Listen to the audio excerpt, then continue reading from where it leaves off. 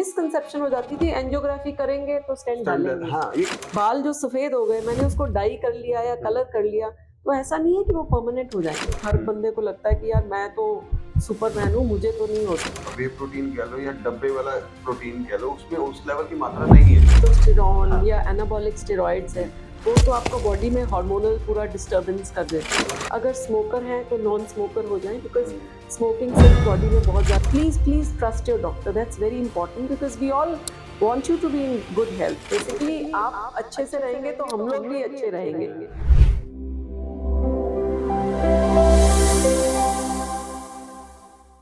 Doctor Simi Manocha, स्वागत है ma'am आपका the health table podcast show में। Thank you Jasmeet.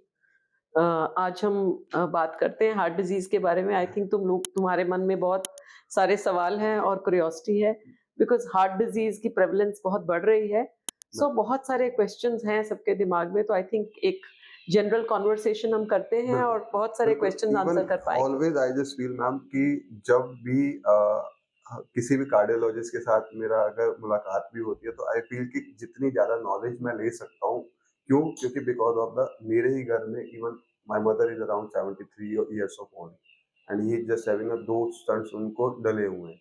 देन मेरे को भी रहता है कि as a I am 30 years old guy, तो मैं अपनी मदर की केयर और कैसे कर सकता हूँ। और इवन मेरे से कितने छोटे छोटे बच्चे भी होंगे, 15 साल या 20 साल के, उनके घर में भी पेरेंट्स होंगे जिनको कहीं ना कहीं हार्ट डिसीज से रिलेटेड बहुत सारी इश्यूज आते होंगे। तो वो कैसे अपने पेरेंट्स की केयर और कितनी बढ़ा सकते हैं। तो मैं चाहता था कि आज का कन्वर्सेशन स्पेशली इसी पे हो, और साथ ही साथ स्पेशली जो heart attack is a major cause, जो आज के टाइम में अगर मैं इसकी एज की भी बात करूं तो around of I think you are satisfied with me that 15 साल के बाद भी बहुत सारे ऐसे केसेस मिलते हैं कि हार्ट अटैक के केसेस सामने आ रहे हैं। तो फर्स्ट ऑफ ऑल मैम, मैं ये जरूर बात जानना चाहूंगा, हार्ट अटैक आज के टाइम में एज पर अगर 10 साल पहले का सिनेरियो अगर बात करें तो उस टाइम पे क्या होता था कि मतलब लोनलीनेस और मतलब डिप्रेशन, इन सब चीजों के मेरे जैसे को बात भी नहीं पता होती थी, वर्ड्स भी नहीं पता होते थे। बट आज का एक 15 साल का लड़का भी यही बात करता है कि मुझे तो लोनलीनेस फील हो रहा है, मुझे जो है मैं डिप्रेशन में जा रहा हूँ। ऐसे ऐसे वर्ड्स यूज करना, डू यू रियली फील कि कहीं ना कहीं हमारे ये एंजाइटी और हाइपरटेंशन की वजह से भी ये सिनेरियो आता है? देखिए, वर्ल्ड डायनामिकली चेंज हो रहा है इस टाइम। हम्म, सिनेरियो टोटल चेंज है। जो हमारा बचपन था वो अब के बच्चों का बचपन बिल्कुल अलग है। हाँ, हम लोगों का बचपन ये था कि स्कूल से आए, खाना खाया, बैग को फेंका और हम आउटडोर एक्टिविटी के लिए निकल गए। हाँ, लड़के थे चाहे लड़कियां थे, हम सब एक ग्रुप में खेलते थे, ग्रुप एक्टिविटीज होती थी। पिट्ठू खेल रहे हैं, इंडोर है तो कैरम खेल रहे हैं, कार्ड्स की गेम्स खेल रहे हैं, तो बहुत सारी एक्टिविटीज रहती थी। मुझे याद है कि मैं बॉयज के साथ खो खो, हाँ, कबड्डी, पिट्ठू ये सब खेलती थी। आउटडोर एक्टिविटीज कह सकते ज्यादातर हमारा टाइम आउटडोर हैं। एक्टिविटी हाँ, में था, लोगों के साथ सोशल इंटरेक्शन होती थी और फिजिकल एक्टिविटी भी होती थी, है ना। पेरेंट्स जबरदस्ती बुला बुला के घर लाते होते थे कि हाँ, भी अब पढ़ाई कर लो। और आजकल मेरा बेटे का ही एग्जाम्पल है। स्मॉल फैमिलीज हैं, न्यूक्लियर फैमिलीज हैं, एक एक दो दो बच्चे हैं, और हम लोगों ने इतने सारे गैजेट्स उनको प्रोवाइड कर दिए हैं। Besides television, OTT media, mobile, laptops, iPads, और उस पे गेमिंग, तो बच्चों की सोशल इंटरेक्शन काफी कम है। फिजिकल प्ले एक्टिविटी, स्टेशन आज के टाइम में बहुत सारे बढ़ चुके हैं। प्ले स्टेशन तो एक से एक नई गेम है। वो ऐसे लगता है कि आप लाइव उस एक्टिविटी में हो। मतलब मैं भी कभी उसको देखती हूँ अपने बेटे को खेलते हुए, तो मैं भी इन्वॉल्व हो जाती हूँ कि बिल्कुल ऐसे लगता है कि आप एक्चुअली खुद उस गेम में घुसे हुए हो, है ना। आपको 7D इफेक्ट्स और हाँ, इफेक्ट्स आपको स्पाइडरमैन वाली फीलिंग आ रही होती है कि आप खुद स्पाइडरमैन बन रहे हो। तो बच्चों को सोशल इंटरेक्शन कम है, फिजिकल एक्टिविटी, जबकि हम जैसे कॉलोनीज में रहते हैं तो उसमें पार्क्स हैं, जिम्स हैं, पर बच्चों में मोटिवेशन ही नहीं है निकल के आने की। और वो प्रेफर करते हैं कि वो गेम्स पे खेलते रहें, अपने वीडियो गेम्स पे खेलते रहें। तो ये एक्टिविटीज के कारण उनकी सोशल आइसोलेशन होती जा रही है। इन्हीं कारणों के कारण ही वो जो है उनके साइकोलॉजिकल इश्यूज, डिप्रेसिव इलनेसेस, और plus availability of lot of food. खाने की कमी नहीं है इंडिया में, इवन मतलब फूड की अवेलेबिलिटी भी ज्यादा है, fast food her Even I जगह just अवेलेबल है, जोमेटो स्विगी ने सारा even कल्चर I बदल just दिया। talking to someone that Blinkit किया और 2 मिनट के Yeah, ब्लिंक करते ही the मतलब moment खाना I think I want to eat something, it comes to my doorstep in 10 हाँ, minutes. So वो इच्छाएं और वो जो हमारी एक क्यूरियोसिटी हुँ, और वीकेंड का एक इंतजार कि मुझे ये खाना है और वीकेंड पे मुझे मेरी माँ ये बना के देगी, वो सब नहीं है। वो खत्म हो चुका You है एक तरीके just have to just Zomato it, Swiggy it, or Blink it, हाँ, and you have that thing availability. Hmm, So the whole scenario is totally changing. Hmm, Obesity is on the rise. Young लोगों में especially people who work from home. Hmm, Basically work from home तो एक I think they have been trapped inside their home. उनको कैद हो गई है।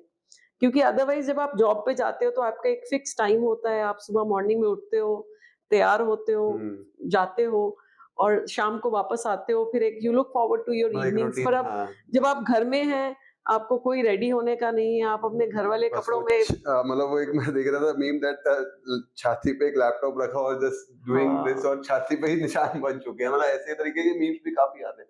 आई hope कि ये जो सिनेरियो था ये just for the COVID time था, but even corporates I think नहीं ये अब सोच पोस्ट चुके कोविड हैं आई थिंक कंपनीज को पता लग गया है कि वर्क फ्रॉम होम हो सकता है, हाँ, पॉसिबल है। और क्योंकि रेंट्स उनको बच रहे अपने हैं ना हाँ, उनके कहीं ना कहीं बाहर उनके से ऑफिस स्पेसेस की हाँ बचत हो रही है, हाँ कम्यूटिंग की बचत हो रही है, तो एम्प्लॉय से जो वो निकालना चाहते हैं वो निकाल पा रहे हैं। तो इससे जो ये यूथ है हमारा, उसका फ्यूचर बिगड़ रहा है। स्टूडेंट मैंने जो लोग 2000 में देखे या 19 में जिनका फिजिकल चेक हुआ या हाँ मेरे पास आए और अब 5 साल बाद आए हैं, तो वो टोटली चेंज्ड हैं। उनके चेहरे चेंज है, उनका बॉडी वेट चेंज है, उनकी because of blood reports immobile, sedentary lifestyle, घर के अंदर बैठे हैं, स्लीप का कोई टाइम नहीं है ना? रात को सोते नहीं, रात को ओटीटी मीडिया देखते हैं, मैच मतलब टीवी चलता रहता है, स्लीप पूरा गड़बड़ है, डाइट का कोई पैटर्न नहीं है, होम कुक फूड का कॉन्सेप्ट चेंज हो चुका है because I think both husband and wife most of the time are working. So घर में खाना बनने वाला सीन नहीं है, तो ज़्यादा टाइम पे वो फूड ऑर्डर हो रहा होता है या फास्ट फूड हो रहा होता और है, ये तो भी नहीं पता कि खाना सबके क्या रिस्क है फैक्टर्स एक्चुअली बिगड़ रहे हैं। तो जो मैं खुद प्रिवेंटिव हेल्थ चेक पे बहुत जोर देती थी और मैं में पहले खुद अपनी टॉक्स में कहती थी 40 इयर्स पे पहला हेल्थ चेक कराइए। अब मैं सब जगह चेंज हो गई हूँ, आई टेल देम 30 इयर्स पे पहला हेल्थ चेक कराइए, ओके क्योंकि 30 इयर्स पे ही पेशेंट्स हमारे पास आ जाता है हाई ब्लड प्रेशर से, डायबिटिक्स डिटेक्ट हो रहे हैं, कोलेस्ट्रॉल बढ़ा हुआ हो रहा है। तो जो एक हमारे दिमाग में एक आइडिया होता था कि पेशेंट्स को हार्ट अटैक या हार्ट डिजीज जो है वो एल्डरली एज का है या 40 प्लस इवन में होता है, पर अब पहले वो यही कोई होता हाँ सरप्राइज नहीं है। 40 प्लस इवन 60 25 प्लस में साल का भी भी कोई मेरे पास आता है चेस्ट पेन के साथ, तो मैं कहती हूँ भाई ये हार्ट अटैक हो सकता है, ये कार्डियक इलनेस हो सकता है। स्मोकिंग, जिम्स की डाइट जो लेते हैं, स्पेशली बॉडी बनाने का जो एक फैशन स्टेटमेंट है, फैड है, और बहुत सारे आईवी मतलब टेस्टोस्टेरोन तक ले रहे हैं या एनाबॉलिक स्टेरॉइड्स ले रहे हैं, उसके कारण यंग यूथ जो है वो हमारे पास इवन आ रहे प्रोटीन भी हैं। जो है आई थिंक पहले के अकॉर्डिंगली जो हमारे नेचुरल सब्सटेंस जो दालों में मिलते हैं आई थिंक वो प्रोटीन भी आज के टाइम में हमारे को जो वे प्रोटीन कह लो या डब्बे वाला प्रोटीन कह लो उसमें उस लेवल की मात्रा नहीं है आई थिंक वो जिम्स वगैरह एक तो अनक्वालिफाइड अनट्रेन्ड जिम इंस्ट्रक्टर्स जो हैं, और स्पेशली एक उनको एक लालच या एक एग्जाम्पलरी दिखा के कि देखो जी इनका 6 महीने में हमने ट्रांसफॉर्म कर दिया और ये शेप है इनकी बॉडी की, तो वो आई बस थिंक उसके बाद वो के जो साइड इफेक्ट्स है हाँ वो कोई नहीं पता वो नहीं। आई थिंक पिछले अगर मैं फरीदाबाद में पिछले 15 साल से प्रैक्टिस कर रही हूँ, तो डायरेक्टली कमिंग फ्रॉम जिम कम से कम मुझे 10 केस तो विविडली याद हैं कि यंग बच्चे हैं 23-24 साल के हैं और जिम शुरू किया, वे प्रोटीन्स और वो सब जो उनको जिम इंस्ट्रक्टर बोलता है वो खाया और हार्ट अटैक हो गया। और जब उनको कैथ लैब में ले जाते हैं और उनकी एंजियोग्राफी करते हैं, उनमें वो क्लासिकली जो एथेरोस्क्लेरोसिस वाली कोई आर्टरीज में चेंज नहीं होता, ओके पर कहीं न कहीं छोटा-सा प्लाक रप्चर हुआ, वहाँ क्लॉट बना होता ओके है ना? उसमें क्लॉट फॉर्मेशन के कारण एक्यूट हार्ट अटैक हो जाता है, पर जो डैमेज सस्टेन होना है हार्ट में वो तो एक मैं इसको हर्ट के लिए समझना चाहूंगा कैसे ये प्रोटीन जो है मतलब हर्ट डिसीज तक पहुंचता है मतलब आई जस्ट इनटेक देन कहाँ ये जाके इफेक्ट करेगा और कैसे मतलब किस रिसेप्टर्स पे जाके या किस ऑर्गन पे जाके जो एक्सेसिव मात्रा में टेस्टोस्टेरोन हाँ या एनाबॉलिक स्टेरॉइड्स है, जी वो तो आपको बॉडी में हार्मोनल पूरा डिस्टर्बेंस कर देते हैं। वो आपके लिपिड्स पे साइड इफेक्ट करते हैं ओके और एक्सेसिव प्रोटीन इनटेक के कारण एक तरह से आप ये मान लो कि आपका प्लेटलेट डिसफंक्शन हो जाता है, ओके। आपका कोएगुबिलिटी या ब्लड में जो क्लॉटिंग वाली संभावना है वो बढ़ जाती है। ओके। और एक्सट्रीमली अगर आप चैलेंजिंग एक्सरसाइजेस करते हो या वेट उठाते हो तो उसमें आपके क्या हो सकता है, नॉर्मल आर्टरीज में भी कहीं ना कहीं छोटी सी इंजरी होना, या जिसको हम प्लाक रप्चर कहते हैं, हाँ। चाहे प्लाक 10% ब्लॉकेज वाला हो या 20% वाला ब्लॉकेज वाला हो, अगर वो रप्चर होता है तो उसके अंदर से जो मटेरियल निकलता है वो हाईली क्लॉटिंग ससेप्टेबल होता है। ओके। वहां आके एकदम प्लेटलेट्स रश करके आते हैं और क्लॉट बना देते हैं। क्लॉट तो वो और बड़ा हो जाता है जो एल्डरली पेशेंट होते हैं, जिनको जो बॉडी है उनकी कंडीशन हुई होती है, अगर ब्लॉकेज धीरे धीरे धीरे बनती है तो उनका हार्ट किसी ना किसी तरह से कॉम्पनसेट कर रहा होता है, क्योंकि नेचुरल बाईपासेस बन रहे होते हैं। बट यंग पेशेंट जिसके पास अभी कोई कॉम्पनसेटरी मैकेनिज्म नहीं है, अगर सडनली हार्ट में क्लॉट बनता है या हार्ट अटैक होता है तो वो सडन डेथ का चांसेस भी बहुत ज्यादा बढ़ जाते हैं। इसी कारण ही जो यंग पेशेंट्स है, अगर उनको हार्ट अटैक होता है तो हाईली लाइकली हो जाता है कि वो मतलब 20-30% चांस होता है कि वो उसको सस्टेन ना कर पाए और उनकी डेथ हो जाए। एल्डरली पॉपुलेशन जो धीरे धीरे ब्लॉकेज बन रही है तो हार्ट ने कॉम्पनसेटरी मैकेनिज्म डेवलप किया हुआ है, उनको अगर हार्ट अटैक हो भी जाता है तो हार्ट की पंपिंग कम हो सकती है पर सडन डेथ के चांसेस कम होते हैं। तो जिस टाइम पे जैसे आपने मैम शुरुआत में बात करी दैट बच्चों में भी कहीं ना कहीं मोटिवेशन की कमी है, तो do you feel that phone is a मतलब जो है मेन कारण है? आई थिंक वो एंड तो और अगर इससे बचना भी है तो मैं साथ-साथ ही क्योंकि इस पे बात करूँ कि हम इसको कैसे मतलब कम कर सकते हैं, तो उसमें आप क्या बताना चाहेंगे कि अगर हम बच्चे का फ़ोन भी थोड़ा-सा साइड करना चाहते हैं या फिजिकल एक्टिविटीज़ की तरफ उसको कैसे डाइवर्ट करें? थोड़ा-सा मैं जानना आई चाहूँगा। थिंक पेरेंट्स को इसमें काफी इनिशिएटिव लेना पड़ेगा, बच्चों के साथ टाइम स्पेंड करना पड़ेगा और खुद एक एक्टिवली पार्टिसिपेट करना पड़ेगा। हो सकता है इनिशियली जैसे फादर है वो अपने बच्चे को साथ क्रिकेट खेले, या मदर आउटडोर एक्टिविटीज के लिए लेके जाए या उसके साथ बैडमिंटन खेले।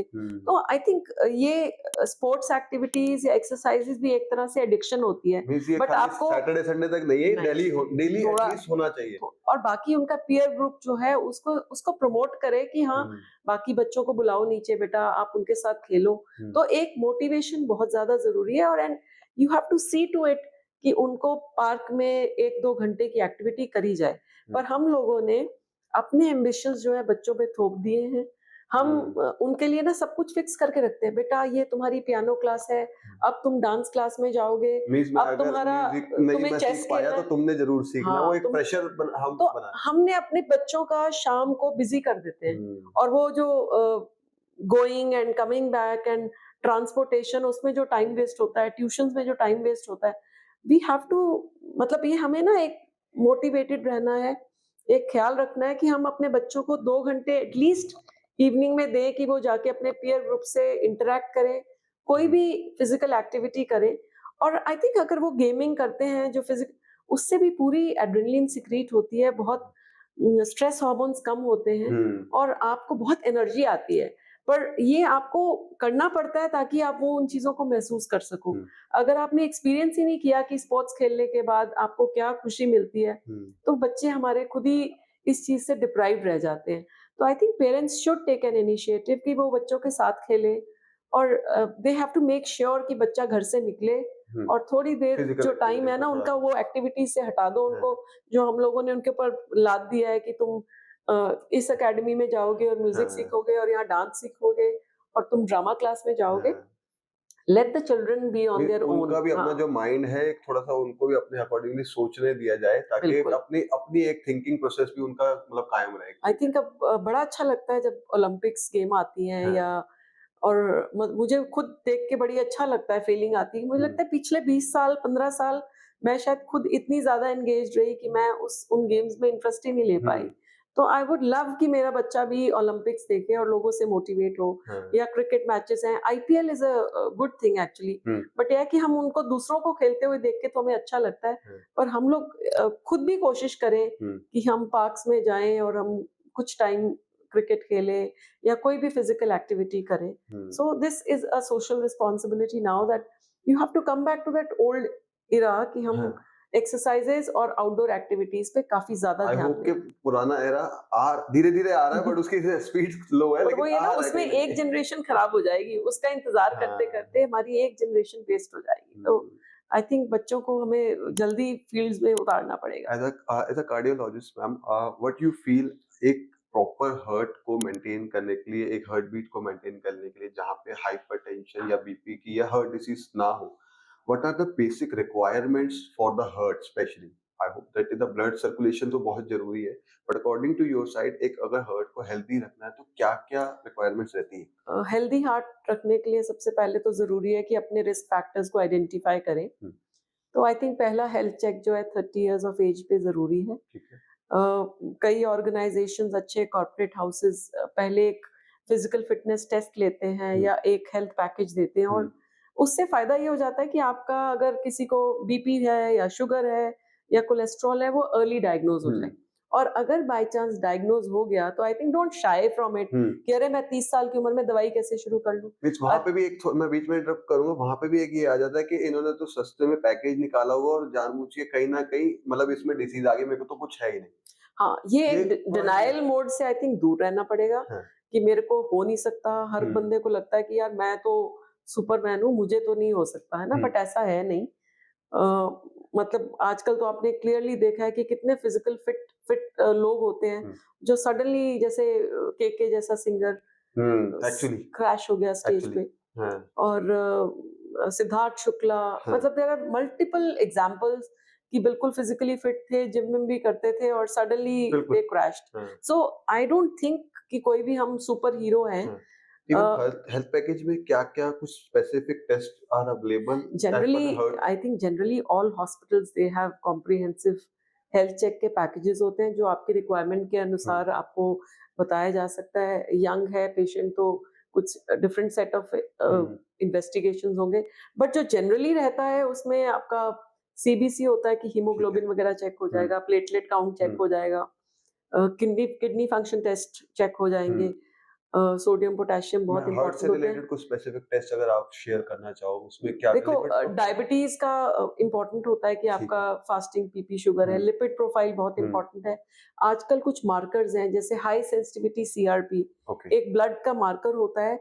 जैसे पहले जमाने में हम ईएसआर के ऊपर बड़ा जोर देते थे कि हाँ, ईएसआर बढ़ा हुआ है, हाँ। वैसे ही हार्ट से स्पेसिफिक एक इन्फ्लेमेटरी मार्कर जो है वो एचएससीआरपी है। किसी के अगर रिस्क फैक्टर, HSCRP हाँ, हाई सेंसिटिविटी सीआरपी, ओके, ये एक डायरेक्टली और इनडायरेक्टली इंडिकेट करता है कि आपका हार्ट कितने रिस्क पे है। अगर ओके। एचएससीआरपी आपका हाई आता है हुँ, तो you have to be very careful कि अपने रिस्क फैक्टर्स जैसे हुँ, बीपी है, शुगर है, हुँ, कोलेस्ट्रॉल है, ये सब बहुत अच्छे से ट्रीट करें हम अपना। हुँ, अगर स्मोकर हैं तो नॉन स्मोकर हो जाएं, बिकॉज हुँ, स्मोकिंग से भी बॉडी में बहुत ज्यादा इन्फ्लेमेशन होती है, हुँ, और जो निकोटीन है उसके कारण आर्टरीज आपकी वेजो कंस्ट्रिक्ट होती है, ओके, प्लेटलेट डिसफंक्शन होता है और चिपकने की प्लेटलेट्स की टेंडेंसी या क्लॉट फॉर्मेशन की टेंडेंसी बहुत बढ़ जाती है। तो ओके, एचएससीआरपी देख के इंसान को थोड़ा डर लगना चाहिए कि यार मेरा एचएससीआरपी बढ़ गया है, मेरे को हार्ट हाँ, अटैक का रिस्क बढ़ गया है।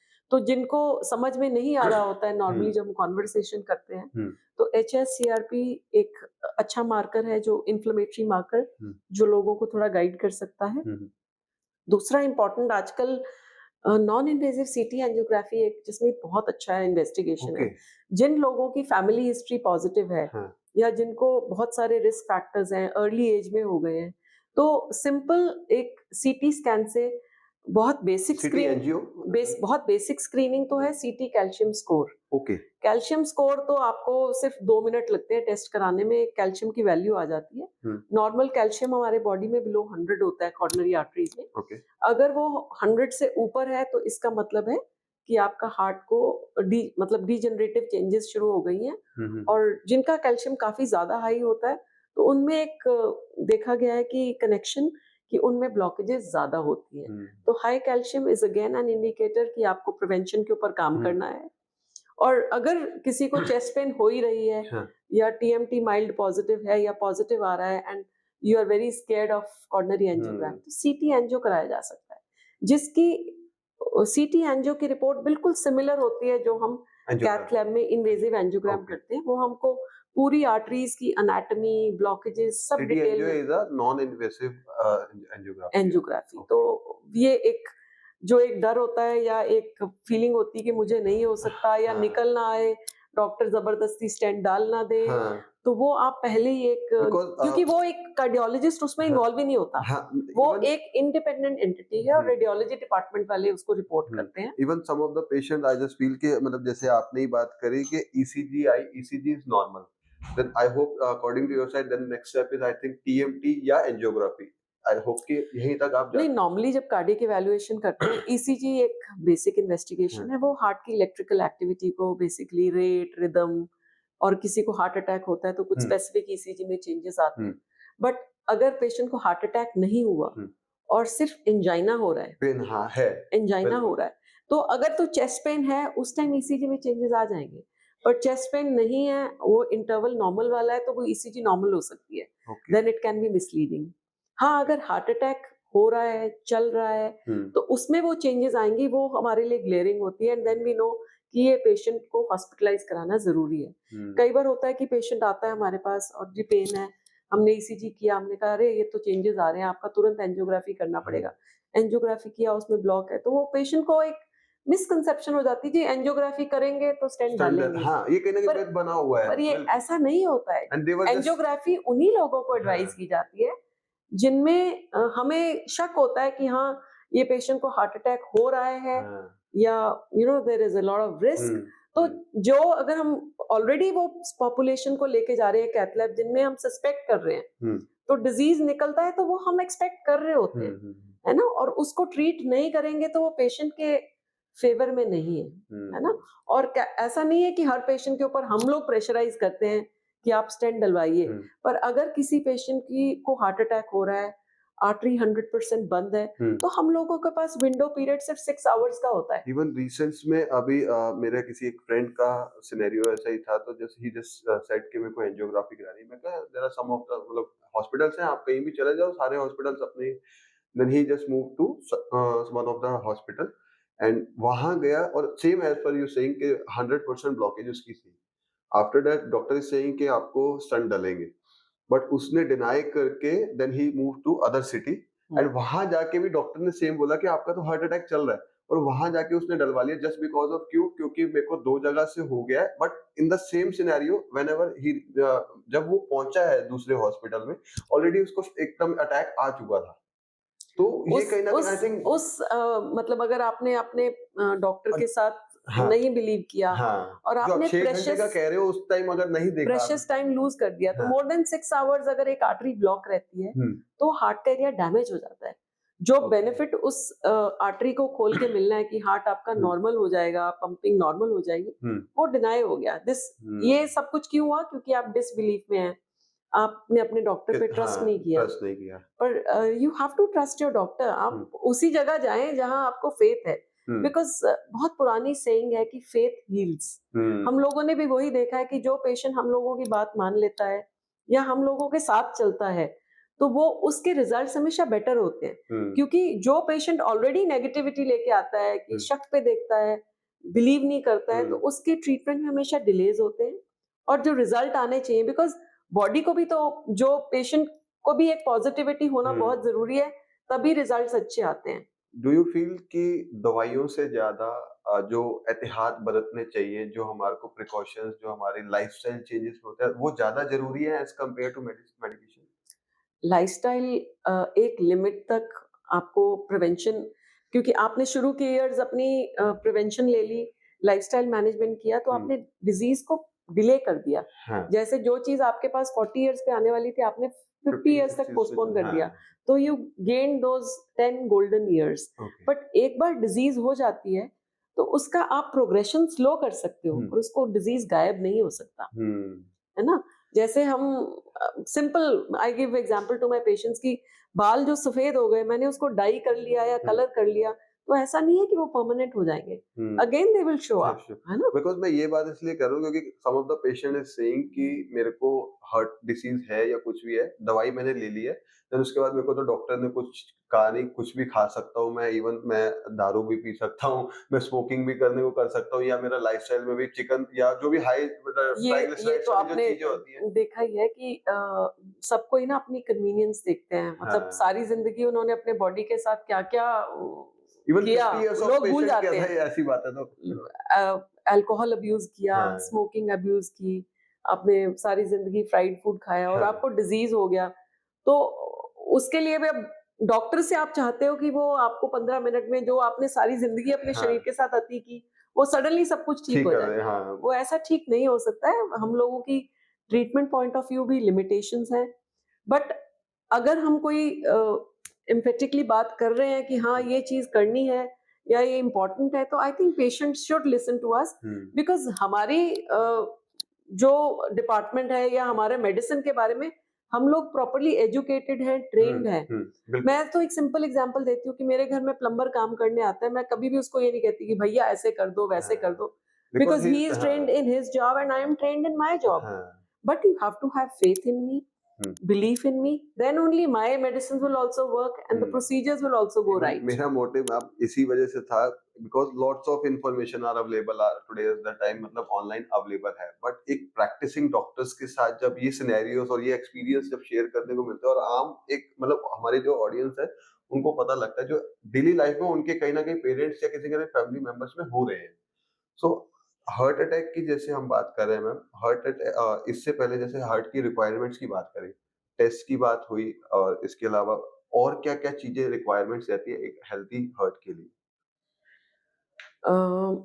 Besides taking care of your risk factors, which hmm, is very important, hmm, plus मतलब अपना जो डाइट में आपने ध्यान हुँ, रखना है कि आपको हेल्दी डाइट लेनी है, इन द सेंस कि आपको सैलेड्स हैं, फ्रूट्स हैं, ये हाँ, काफ़ी अच्छी मात्रा में अपनी डाइट में लेने हैं, और ऐसे ज़रूरी नहीं है कि आपको बहुत फैंसी फ्रूट्स ही खाने हुँ, हैं कि कीवी ही खाना है या कुछ, हुँ, जो भी सीज़नल फ्रूट्स अवेलेबल हैं, उनको आप ज़रूर खाइए।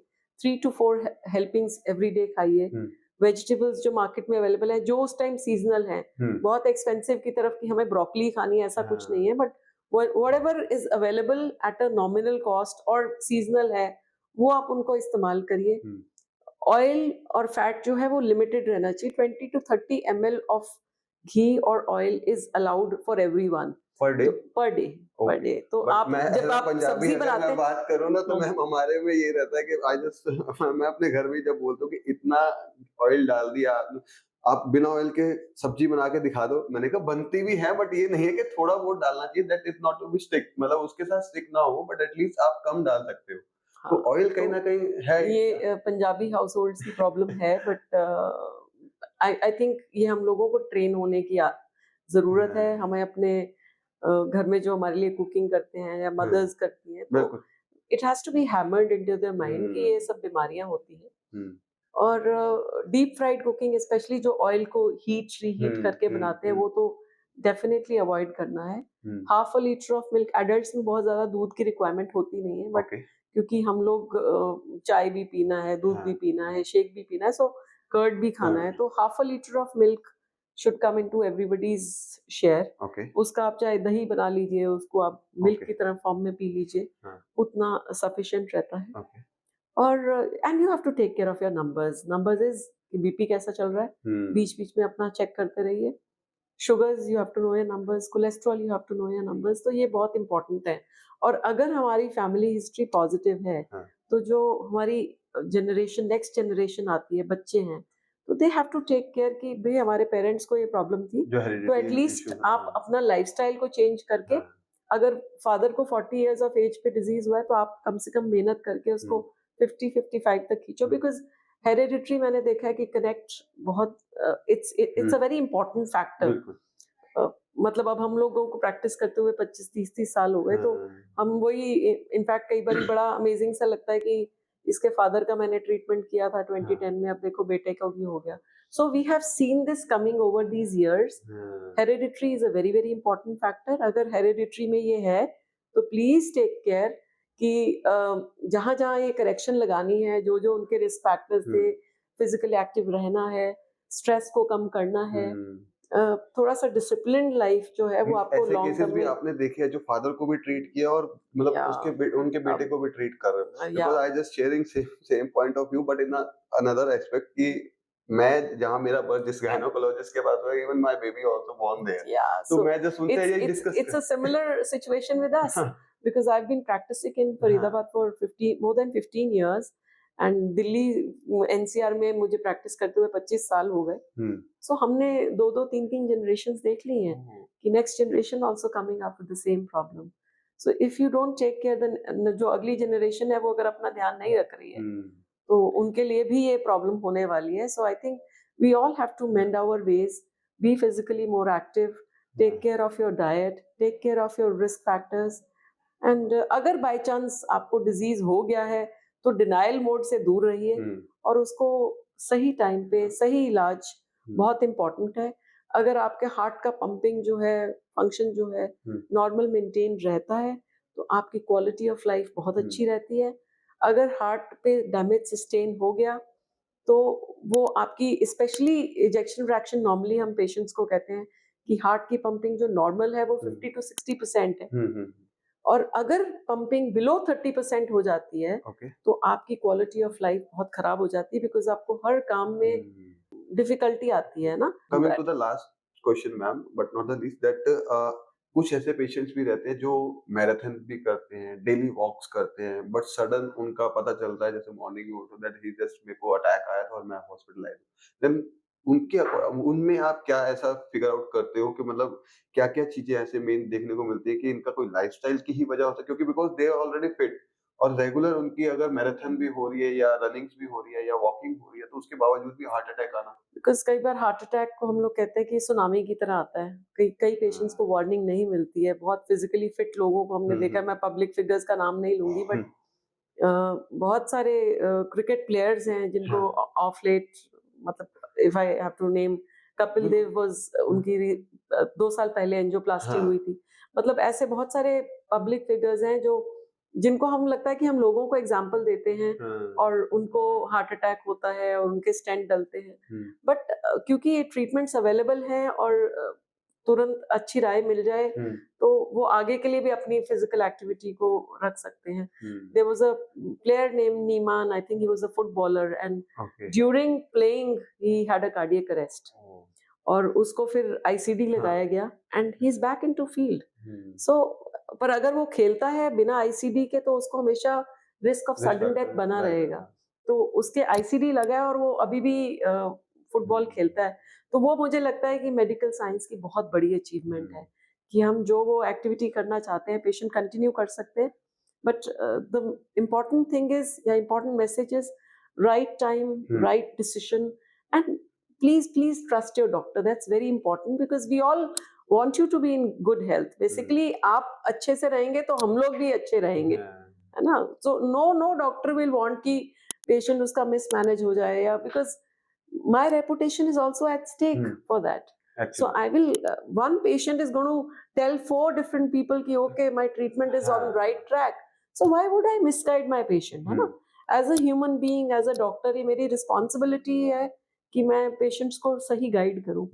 तो but patients have to show faith. अगर वो मेरे में फेथ नहीं करते हैं तो आई थिंक दोनों तरह से ही नुकसान हो रहा है सोसाइटी का। बहुत अच्छा लगा मैम आपके साथ इस टॉपिक के ऊपर बात करके, और बहुत सारे ऐसे मेरे भी डाउट्स क्लियर हुए, क्योंकि मैं अपनी मदर की केयर और किस तरीके से अच्छी कर सकता हूँ, इवन लाइफस्टाइल को कैसे उनके चेंजेस में लेके आता हूँ, बिकॉज शी इज अराउंड 73 और 74।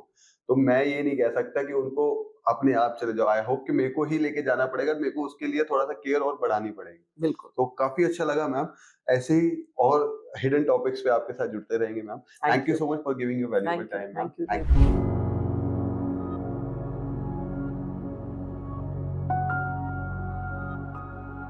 थैंक यू सो मच, आपने हमारा पॉडकास्ट यहाँ तक देखा। We hope you like it and आपको काफी सारी इंफॉर्मेशन मिली होगी। आप अपने फीडबैक्स और सजेशन कमेंट सेक्शन में दे सकते हैं। ऑल्सो आप किसी भी सब्जेक्ट से रिलेटेड एस्टीम गेस्ट को हमारे पैनल पर देखना चाहते हैं तो हमें बताएं। We will try our best to get them on our show and we promise you कि आप तक world class health related information लाते रहेंगे। Keep supporting us. Thank you.